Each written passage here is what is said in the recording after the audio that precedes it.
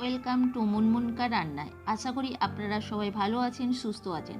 আজ আমি আপনাদের কাছে নিয়ে চলে এসেছি fried rice, veg fried rice.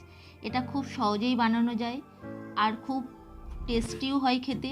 যারা রান্না পারেন না তারা খুব সহজেই এই রেসিপিটা বানিয়ে ফেলতে পারবেন কম সময়ের মধ্যে। তাহলে দেখুন কিভাবে করছি। আমি জল গরম করতে দিয়েছি।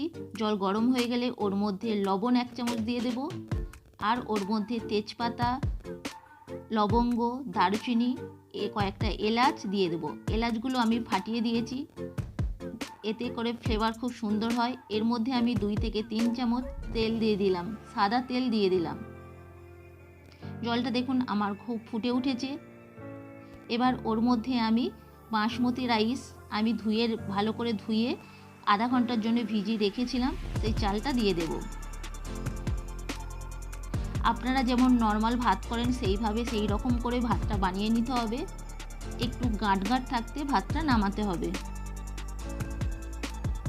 ভাতটা খুব বেশি নরম করা যাবে না, নরম করে গেলে খুব ঘেঁটে যাওয়ার সম্ভাবনা থাকে।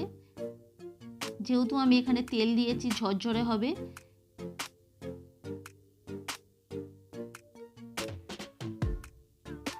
দেখুন আমার ভাতটা প্রায় হয়ে গেছে।